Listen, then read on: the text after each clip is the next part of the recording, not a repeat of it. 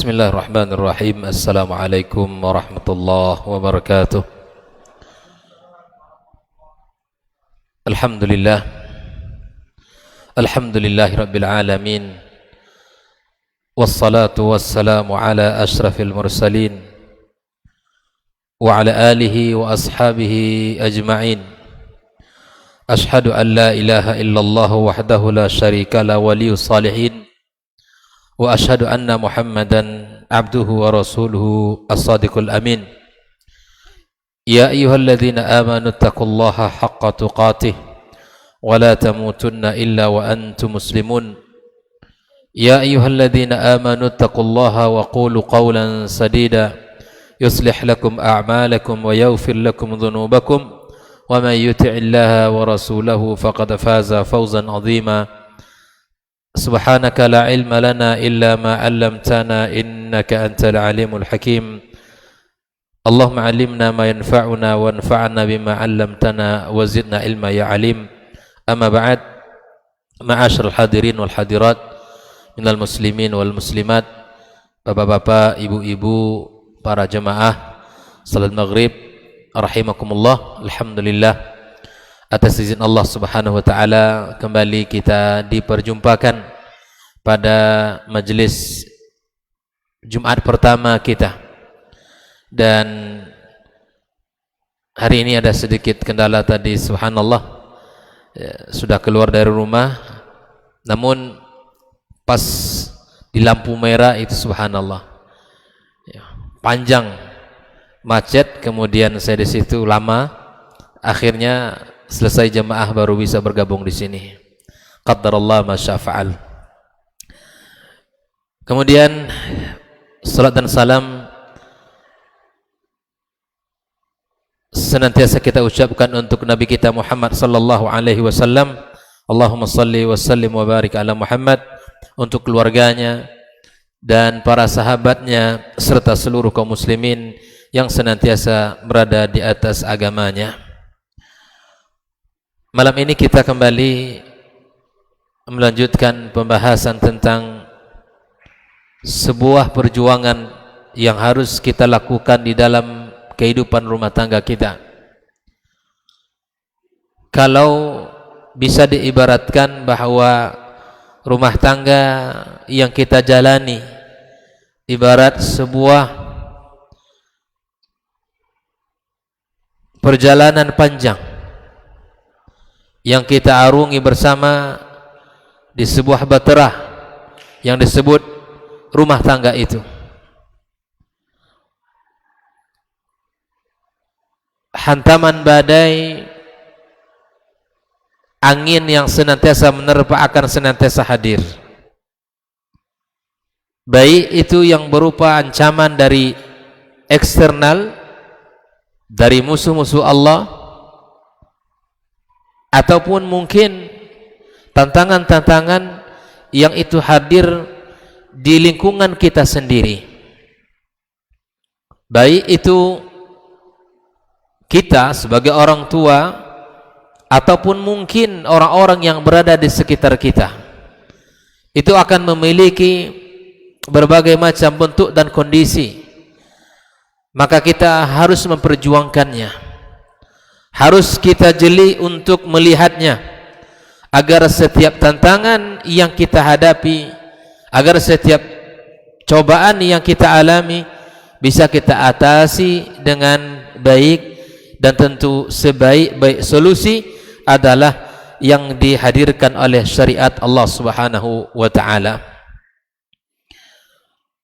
Rasulullah sallallahu alaihi wasallam di dalam menghadirkan generasi terbaik di zamannya, ada banyak faktor yang dilakukan oleh Rasul sallallahu alaihi wasallam, yang dikerjakan bahkan yang diaplikasikan oleh Rasul sallallahu alaihi wasallam. Nah, hal-hal inilah akan kita pelajari insyaallah tabaraka wa taala. Namun sebelum kita mempelajari apa saja yang telah dilakukan oleh Rasulullah sallallahu alaihi wasallam, maka pada kesempatan ini kita mencoba melihat dulu bagaimana potret Al-Quranul Karim terhadap anak-anak kita. Al-Quran telah menggambarkan di dalam ayat-ayatnya tentang kedudukan anak, agar kita tahu seperti apa kita harus bersikap, seperti apa kita harus berbuat.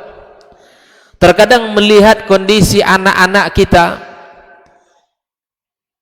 yang barangkali dia tidak mau sholat, atau tidak ada semangat untuk belajar agama, atau mungkin tidak ada semangat untuk menghafal Al-Quran. Terkadang perasaan kita ini berat, hati kita bersedih, bawaannya kita mau emosi, mau marah saja. Mari kita kenali bagaimana Al-Quran memotret anak-anak kita ini, agar kita tahu kedudukan masing-masing dari mereka, agar kita tahu bagaimana posisi anak itu, sehingga kita bisa bersikap di dalam kehidupan rumah tangga kita. Yang pertama, anak ini sebagaimana yang digambarkan oleh Allah Subhanahu wa taala, dia adalah sebagai penyejuk jiwa kita. Allah Subhanahu wa taala menyebutkan di dalam firman-Nya, Rabbana hab lana min azwajina wa dzurriyyatina qurrata a'yun waj'alna lil muttaqina imama. Allah sebutkan kedudukan anak, bahwa anak itu ternyata adalah unsur yang akan menyejukkan pandangan kita, yang akan menenteramkan hati kita. Bahkan di antara anak ini Allah jadikan nanti di kemudian hari sebagai pemimpin bagi orang-orang yang bertakwa.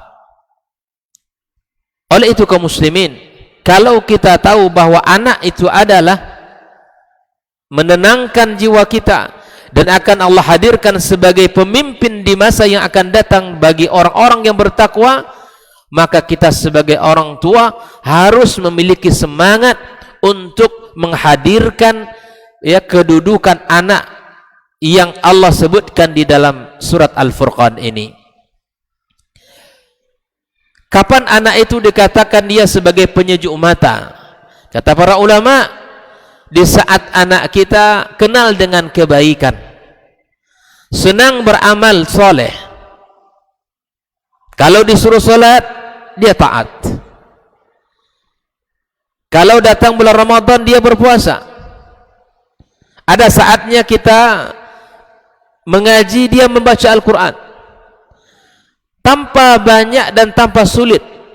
Makanya Allah menggambarkan di situ kedudukannya sebagai qurrata a'yun, ketika anak sudah dekat dan cinta dengan amal saleh. Yang kedua, kedudukan anak di dalam Al-Quran Allah sebutkan sebagai zina, yaitu sebagai perhiasan. Allah berfirman, al-malu wal banuna zinatul hayatid dunya. Harta dan anak adalah perhiasan dunia. Karenanya dia perhiasan, kita harus sadar dia harus kita jaga. Tidak ada orang yang ingin perhiasannya hilang, bahkan berkurang atau mungkin hilang. Tidak ada. Yang ingin dia semangat untuk menjaga perhiasannya itu. Maka kenali anak itu ternyata dia membuat kita indah, dia ada sebagai perhiasan. Yang ketiga, di antara kedudukan anak yang disebutkan oleh Al-Quran adalah sebagai fitnah, ujian. Innama amwalukum wa auladukum fitnah. Sesungguhnya harta kalian, anak kalian adalah fitnah, ujian bagi kalian. Kita harus kenali itu, sehingga kita nanti di saat kita diuji oleh anak kita, kita tahu bersikap. Kata Rasul, di antara bentuk ujian itu adalah innal walada mabkhalah, anak itu ternyata membuat orang tuanya bisa bakhil untuk memperhatikan masa depan anak. Kita tidak mau mengeluarkan dari saku kita untuk kebaikan kita dan keduniaan kita. Di depan mata kita ada peluang berwakaf, ada peluang berinfak, tapi terlalu detail kita memperhitungkan masa depan anak kita sehingga kita tidak mau untuk mengeluarkan sedikit pun. Ini gaji saya, hasil dari dagang saya bulan ini semuanya ditabungkan untuk masa depan anak saya. Siapa yang menjamin usia baik kita maupun anak kita? Masing-masing sudah ada rezeki, masing-masing sudah ada rezekinya. Tidak perlu kita risaukan masa depan yang terlalu panjang, tidak perlu kita jadikan sebagai beban hidup. Bukan tidak boleh bagi kita untuk merancang, untuk membuat sebuah perencanaan, tidak ada masalah. Tetapi jangan sampai, kata Rasulullah, anak itu membuat kita menjadi orang yang bakhil.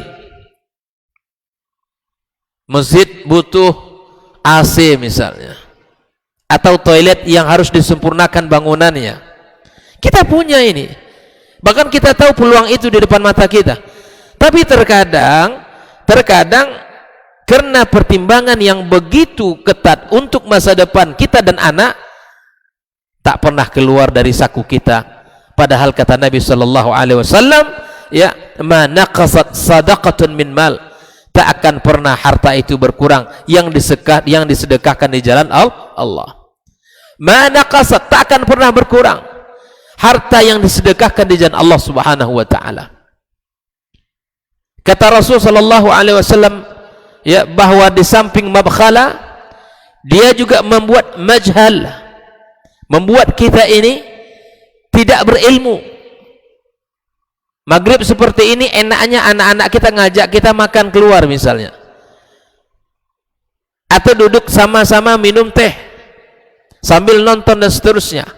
Padahal kita punya jadwal nih, maghrib ini jadwal saya untuk hadir kajian, untuk menambah ilmu, untuk menambah bekal.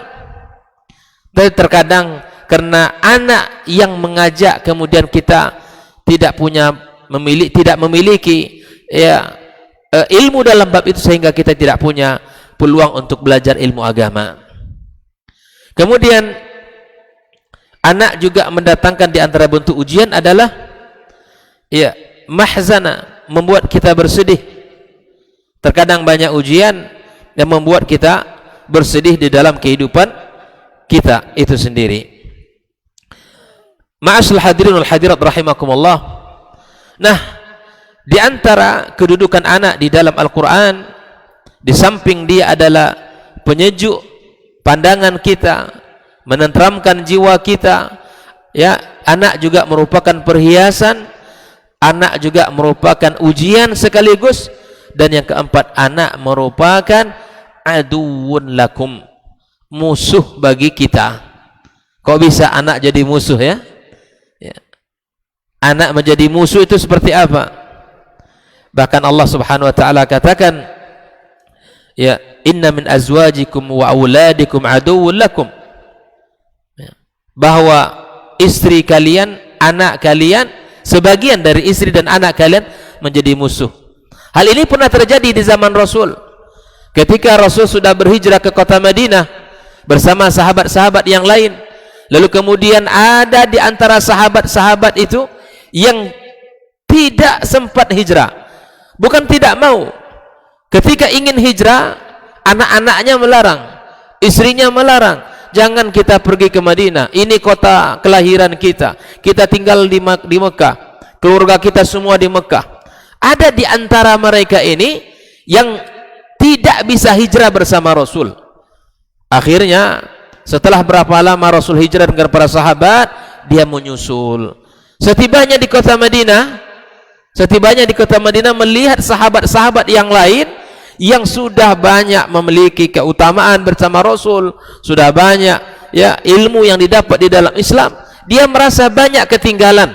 jika dibandingkan dengan sahabat-sahabat yang sudah dulu awal hijrah bersama Rasul sallallahu alaihi wasallam. Kemudian dia ingin kembali ke kota Mekah, ingin memberikan hukuman kepada istri dan anak-anaknya. Maka Allah turunkanlah ayat ini. Ya, maka kemudian Allah katakan wal ya'fu wal yasfahu, ya. Ya, kemudian Allah katakan maafkanlah dan hilangkanlah, ya, lupakanlah kesalahan mereka. Oleh ikhwani kaum muslimin rahimakumullah, inilah posisi dan kedudukan anak di dalam Al-Quran. Maka bagaimana kita harus melihat, ya, bagaimana harus bersikap setelah kita memahami 4 hal tersebut. Andai termasuk kategori yang ketiga dan keempat, maka kita harus, ya, mengikuti panduan Rasulullah sallallahu alaihi wasallam. Nah, kaum muslimin kaum muslimat rahimakumullah, ada beberapa hal yang dilakukan oleh Rasulullah untuk mendidik generasi di zaman dahulu. Ada beberapa yang dibangun, yang disentuh oleh Rasulullah. Yang pertama, sentuhannya adalah dari sisi akidah. Nabi sallallahu alaihi wasallam memberikan perhatian di dalam pendidikan itu dari sisi akidah. Kemudian Rasulullah sallallahu alaihi wasallam memberikan perhatian dari sisi ibadah. Akidah adalah sebagai asas. Kemudian, ya, setelah itu Rasulullah sallallahu alaihi wasallam memberikan perhatian dari sisi ibadah. Bagaimana anak-anak hidup di zaman itu, mereka semangat beribadah, istiqamah di dalam beribadah kepada Allah. Apa tahapan-tahapan yang harus diperhatikan? Yang ketiga, Rasulullah sallallahu alaihi wasallam memperhatikan, ya, dari sisi sosial. Nabi tidak hanya memperhatikan akidah dan ibadah anak-anak di zaman itu, tapi Nabi sallallahu alaihi wasallam juga memperhatikan dari sisi sosial anak dibangun. Di anak tidak hanya nanti hidup dia egois, tapi dia ingin anak ini bersama, memiliki kepekaan sosial. Itu dibangun oleh Rasulullah sallallahu alaihi wasallam.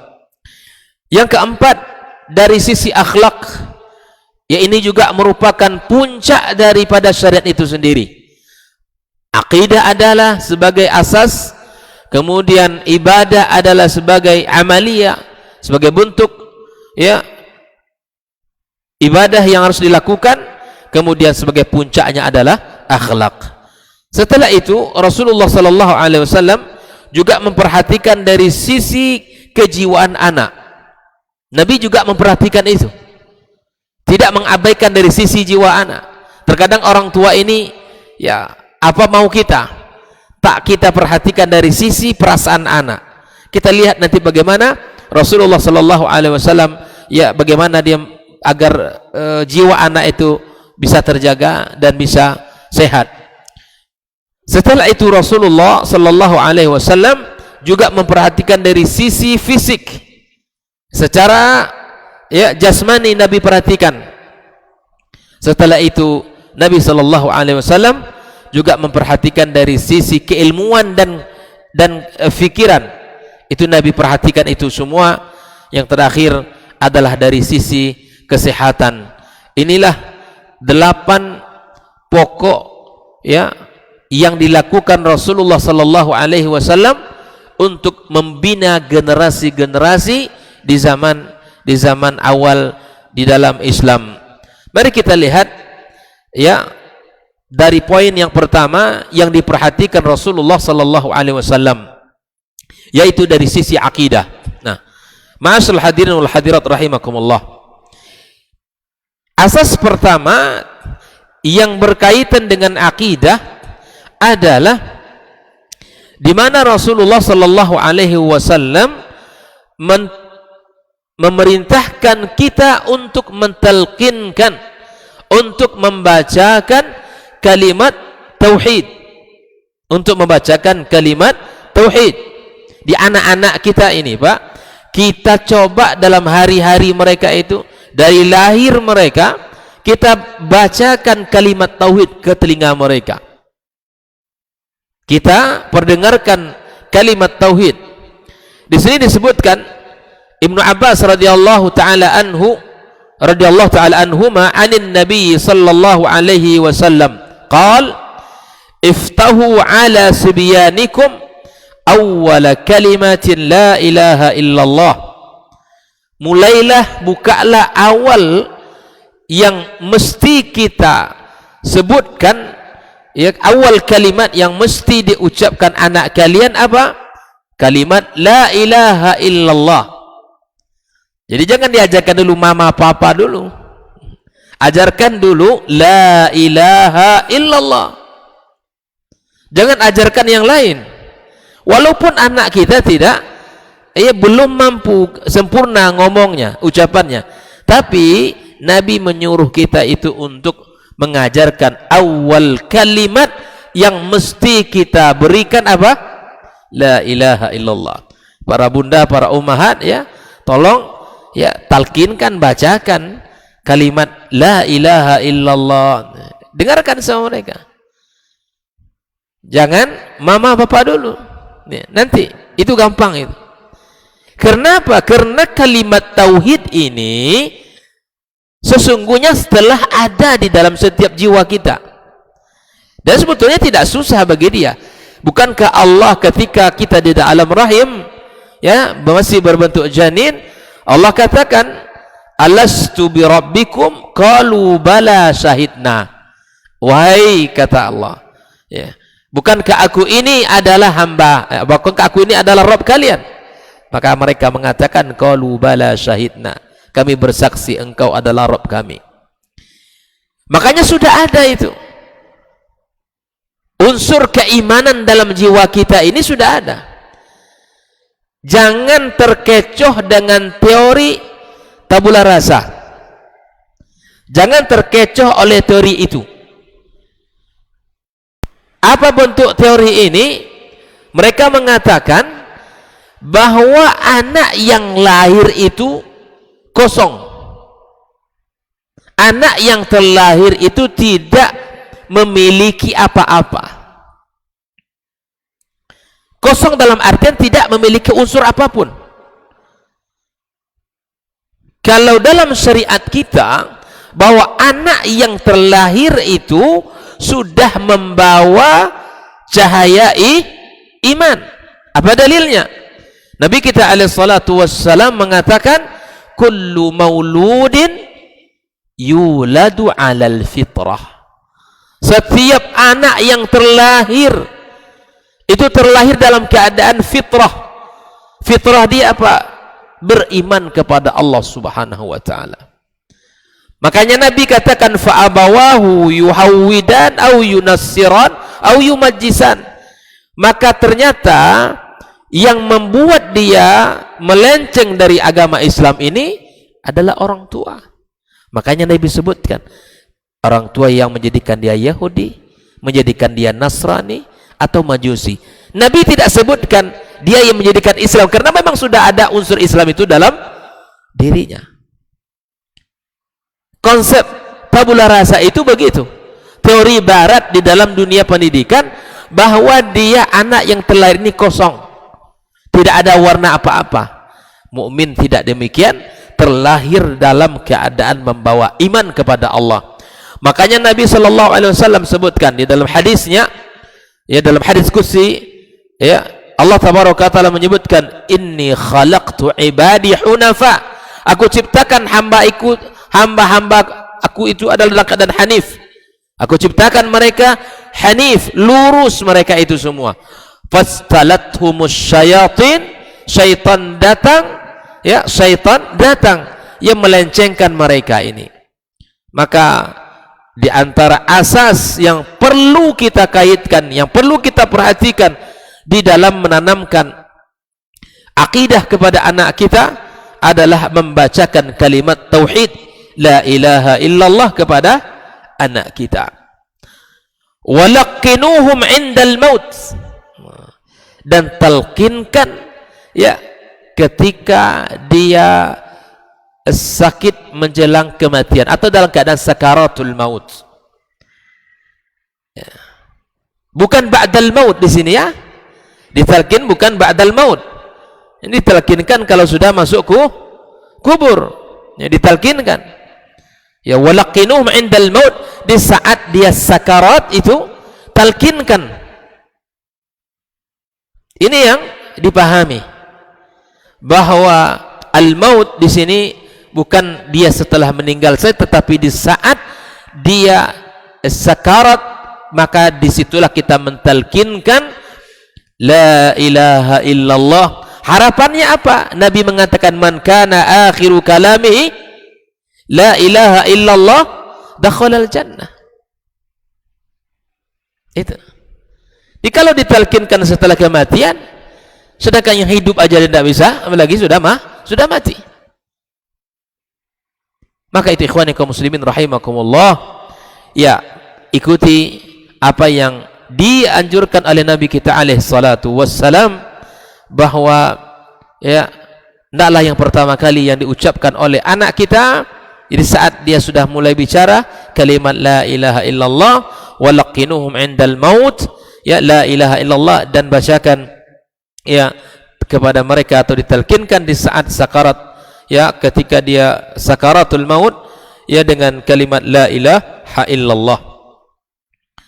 Ma'asyiral hadirin wa hadirat rahimakumullah, Al-Imam Ibnu Qayyim menyebutkan dalam kitab Ahkamul Maulud, ya, fa idza kana waqtu nutqihim, ya, apabila waktu anak kita sudah mulai bicara, fal yulaqinu, hendaklah kalian talkinkan, kalian bacakan la ilaha illallah Muhammadur Rasulullah.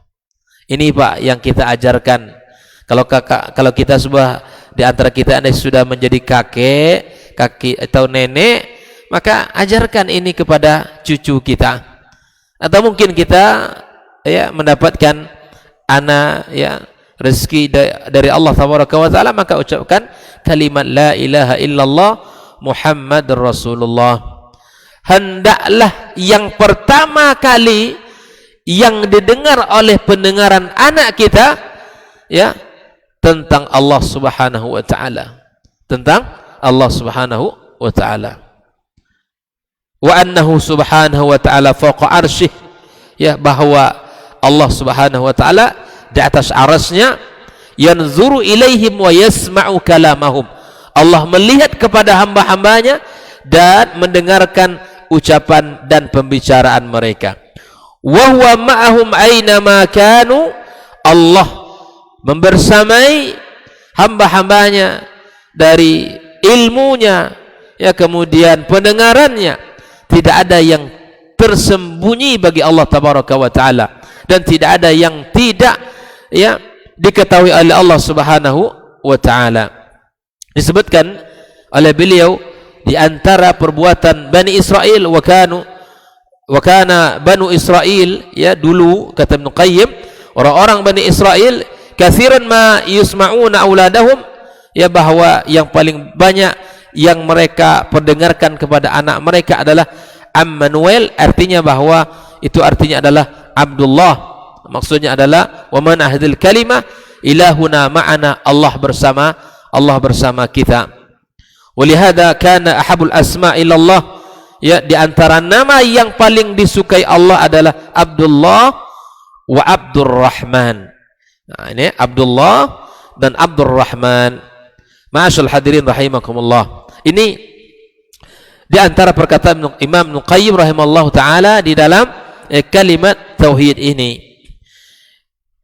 Bahkan dikisahkan oleh Abdul Razak dalam kitab Musannafnya bahwa Rasulullah sallallahu alaihi wasallam mengajarkan anak-anak dari Bani Hashim, ketika anak itu sudah mulai bicara, 7 kali dibacakan oleh Rasulullah surat Al-Isra ayat 111.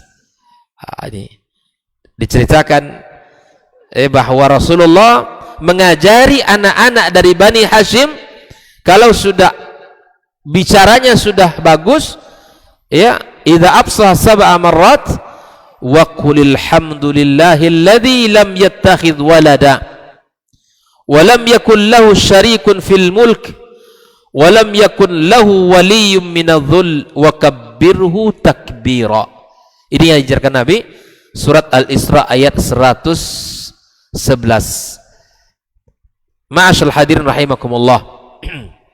Nah, di antara ada sebuah kisah ya yang disebutkan dalam kehidupan orang-orang terdahulu bahwa Abu Sulaiman Daud At-Tai, beliau ini ketika usianya 5 tahun, dia ini diserahkan oleh ayahnya ke Kutab, ke lembaga pendidikan masa dulu. Lalu kemudian mulailah dia, anak ini, dibacakan ayat kepadanya, ditalqinkan oleh gurunya. Kemudian anak ini membaca firman Allah tabaraka wa taala surat Al-Insan ayat yang pertama, hal ata 'alal insani hinun minad dahri lam yakun syai'an madhkura. Sampailah pada ayat ini, dia hafal ayat ini, diulang-ulang ayat ini. Sampailah pada Jumat, 1 pekan setelah dia belajar, maka anak ini tiba-tiba duduk di di samping dinding, kemudian dia berpikir seakan-akan memikirkan sesuatu yang besar dalam kehidupannya. Tiba-tiba anak ini terlihat langsung oleh ibunya yang sedang melihat anak yang sedang berpikir serius ini. Maka kemudian melihat kondisi anak ini, ibunya mengatakan, ya Daud, il'ab ma'asibyan. Wahai Daud, udah kamu nak pergi main sudah. Kamu sudah belajar tadi. Pergilah main. Tapi Daud mengatakan, dia tetap di situ, tidak mau pergi. Lalu kemudian orang tuanya risau, ibunya risau. Lalu kemudian dipeluk anaknya kuat-kuat, karena dia melihat ada sesuatu yang terlihat aneh dari cara dia. Tiba-tiba Daud At-Tai, di saat ibunya memeluk, malaki ya ummah, ada apa nih wahai ibuku? Ada apa nih wahai ibuku?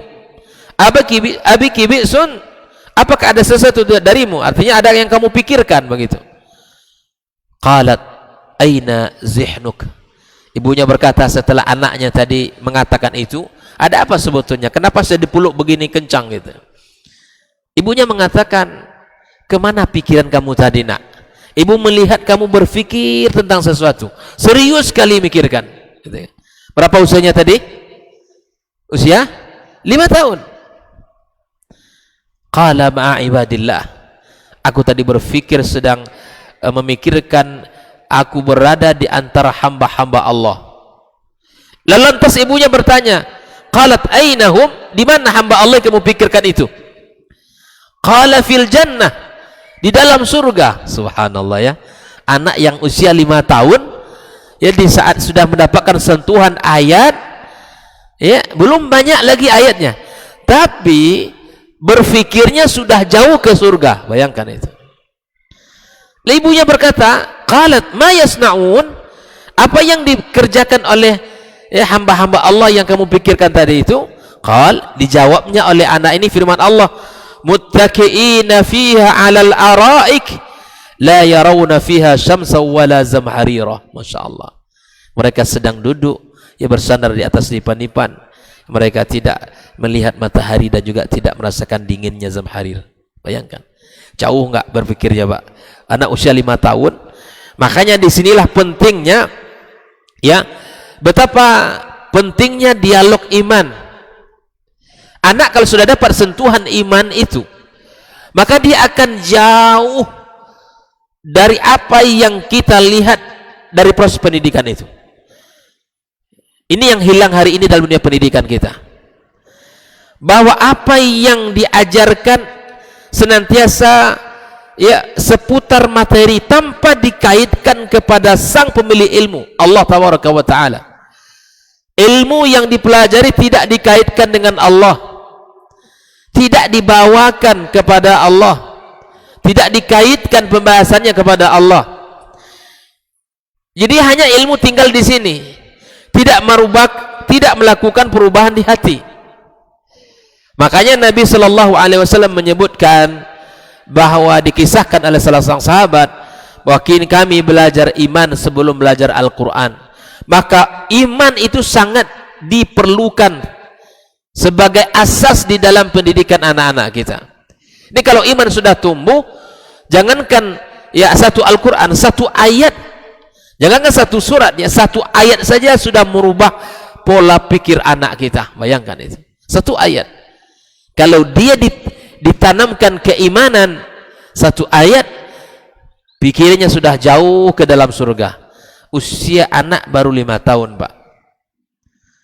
Inilah konsep pendidikan yang hilang hari ini.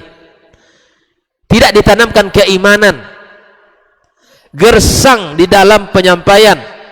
Anak tidak disentuh, diajak untuk merasakan betapa besarnya Allah tabaraka wa taala, betapa kuatnya Allah, betapa kayanya Allah tabaraka wa taala.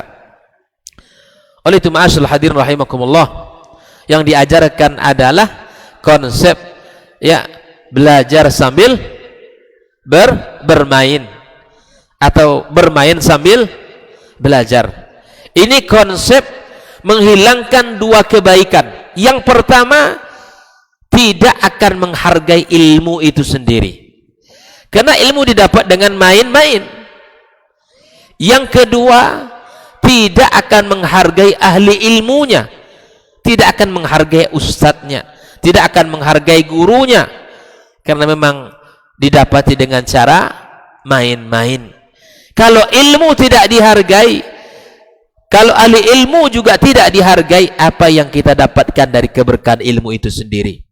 Orang cerdas mungkin banyak, orang pintar mungkin di mana-mana, tapi tidak melahirkan kebaikan di dalam kehidupan kita. Itu bahayanya kalau salah konsep. Maka kita hilangkan. Boleh bermain anak-anak, boleh. Jangan dikira anak tidak boleh bermain, sangat boleh. Tetapi ada porsi belajar, ya belajar. Ada porsi bermain-main. Tidak boleh dicampur aduk antara main dan belajar. Baik, kita dengarkan azan sejenak insyaallah.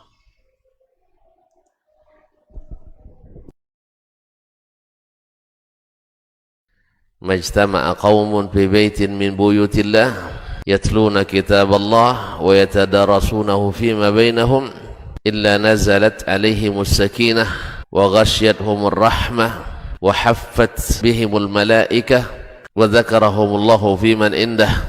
Tidaklah suatu kaum duduk di salah satu rumah Allah, membaca ayat-ayat Allah dan sama-sama mempelajarinya, kecuali turun kepada mereka as-sakinah, ketentraman dan kenyamanan. Wa ghasyiyatuhumur rahmah, dan mereka diliputi pula oleh rahmat, kasih sayang dari Allah Subhanahu wa taala. Wa haffat bihimul malaikah, dan mereka pun dikelilingi oleh para malaikat, karena malaikat suka majlis-majlis zikir dan ilmu. Wa dzakarahumullahu fiman indah, dan Allah akan banggakan sebut-sebut mereka di kalangan malaikat-malaikat yang ada di sisinya, di masyarakat atas. Mudah-mudahan kita termasuk yang sering disebut-sebut di sisi Allah, di kalangan para malaikat. Dan di akhir majelis ini mudah-mudahan kita pula mendapatkan seperti yang tersebut dalam hadis qudsi, qumu maghfuran lakum, silahkan berangkat meninggalkan majelis ini dalam keadaan diampuni dosa-dosa kalian.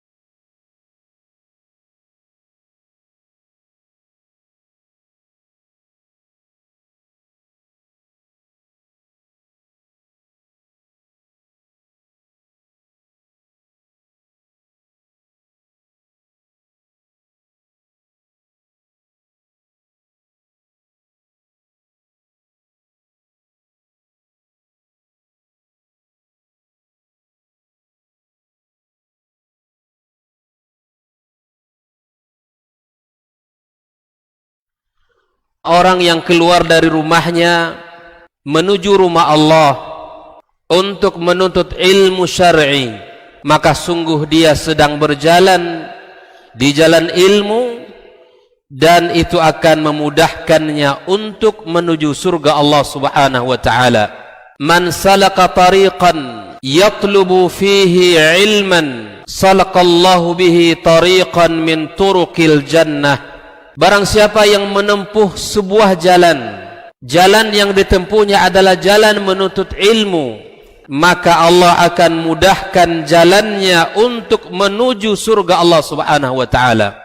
Orang yang berangkat ke masjid untuk menuntut ilmu syar'i dianggap sebagai jihad fi sabilillah. Nabi alaihi salatu wassalam bersabda, "Man dakhala masjidana hadza," barang siapa yang memasuki masjid kami ini, yakni Masjid Nabawi, liyata'allama khairan, untuk belajar atau mempelajari kebaikan, au yu'allimuhu, atau dia mengajarkan kebaikan, kal mujahidi fi sabilillah, adalah seperti orang yang berjihad di jalan Allah. Mudah-mudahan kehadiran kita di rumah Allah yang mulia ini, tujuan kita hanya satu, untuk mencari ridha Allah tabaraka wa taala. Mudah-mudahan ilmu yang kita pelajari, ilmu yang memberikan keberkahan, yang menerangkan jalan kita dan senantiasa menjaga kita di jalan Allah Subhanahu wa taala.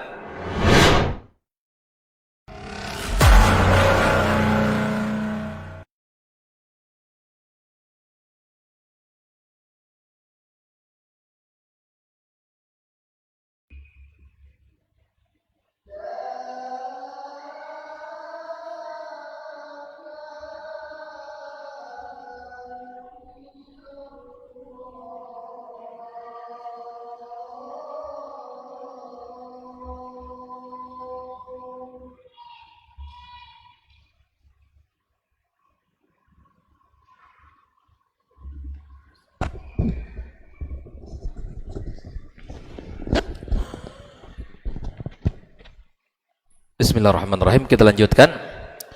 Asas yang pertama yang diajarkan Rasulullah adalah asas membacakan kalimat tauhid kepada anak kita.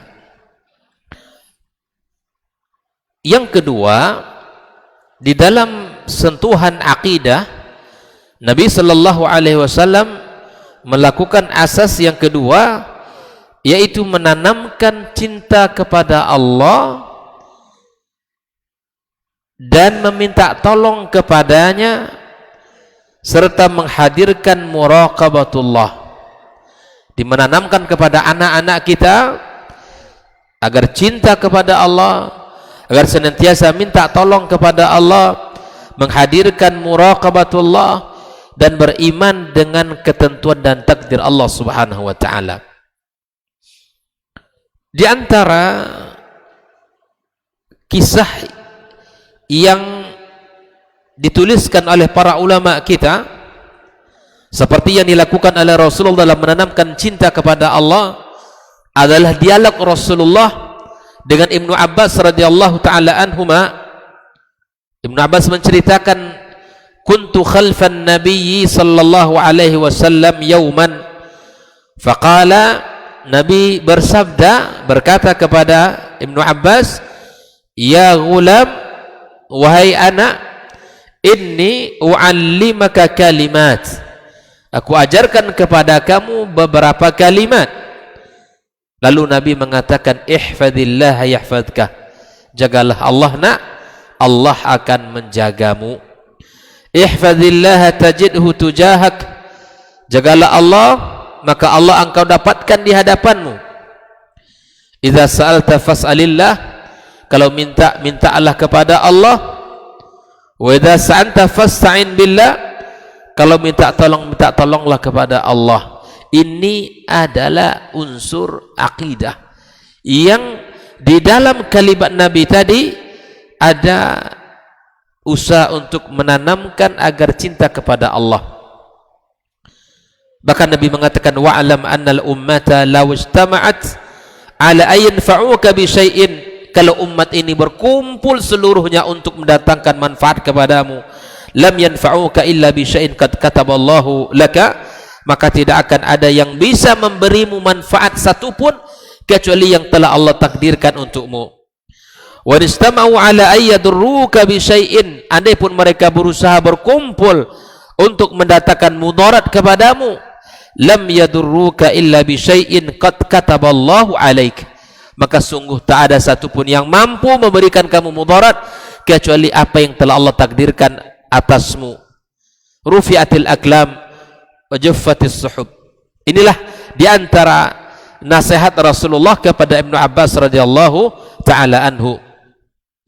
Kemudian diantara bentuk-bentuk aplikasi dalam kehidupan para salafus saleh yang mengajarkan cinta kepada cinta kepada Allah tabaraka wa taala, menanamkan cinta kepada Allah tabaraka wa taala.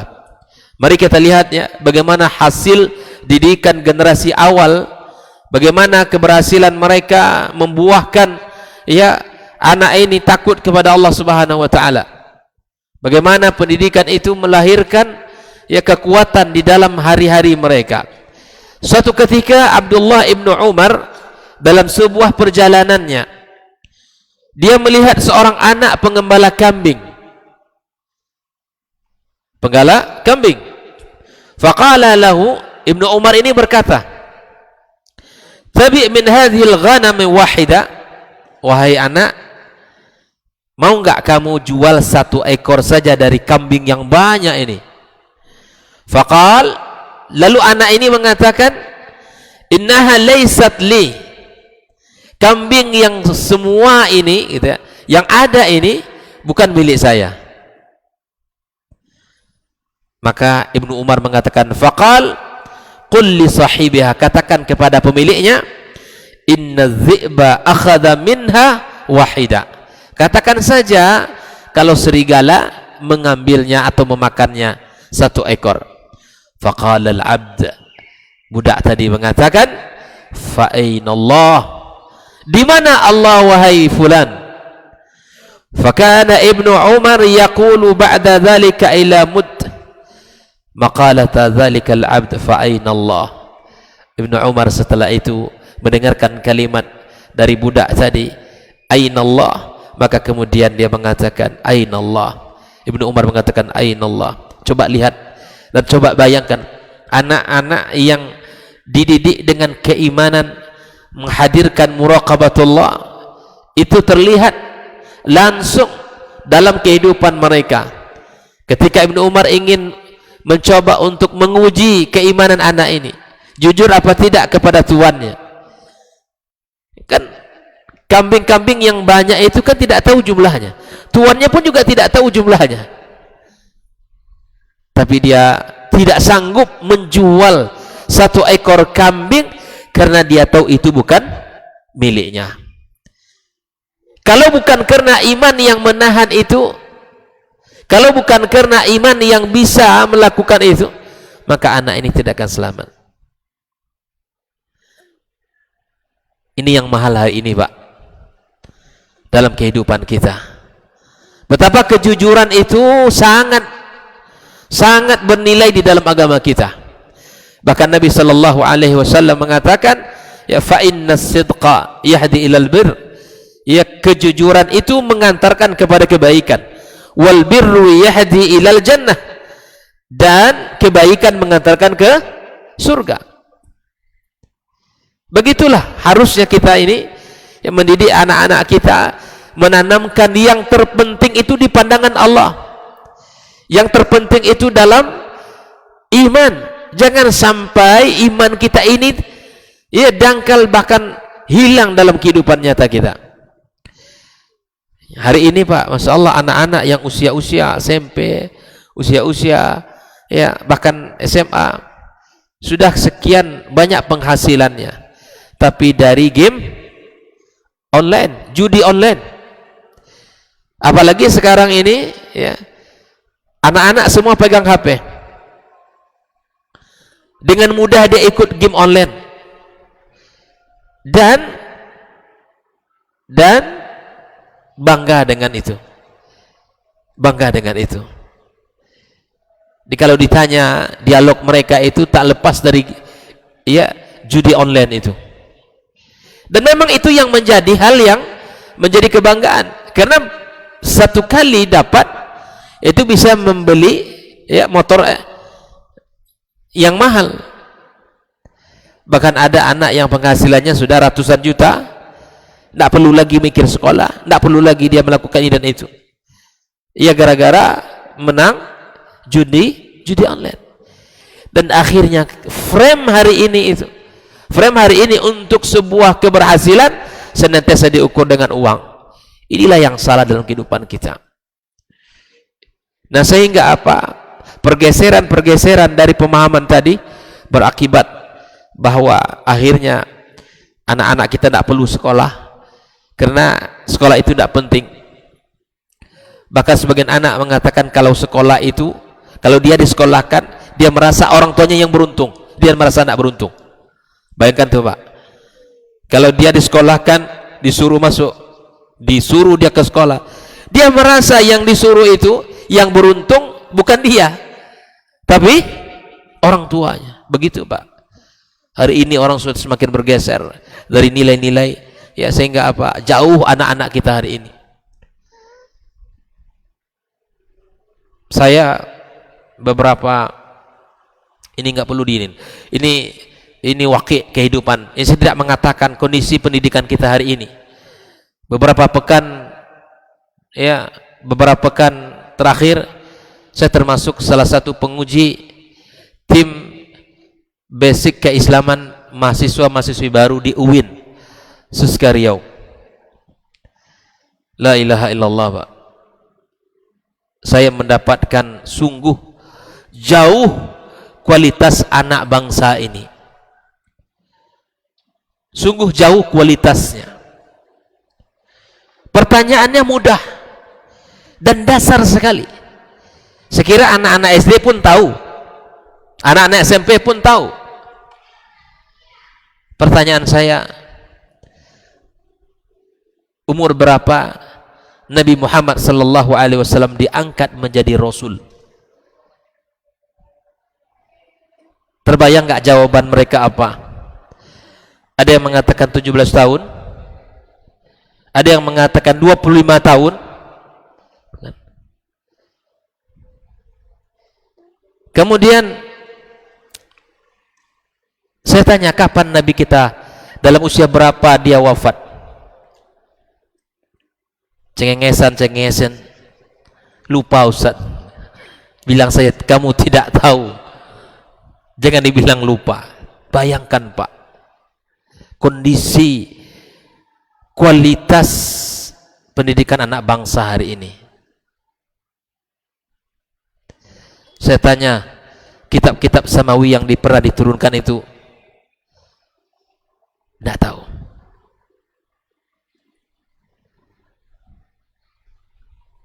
Saya tanya lebih daripada itu, tentang dosa yang paling besar yang tidak diampunkan Allah ketika nanti dia wafat dan tidak bertaubat.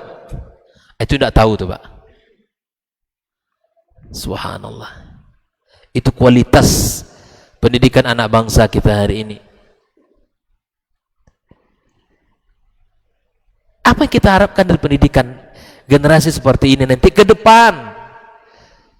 Bagaimana nanti mereka hidup dengan pemahaman yang jauh dari standar itu?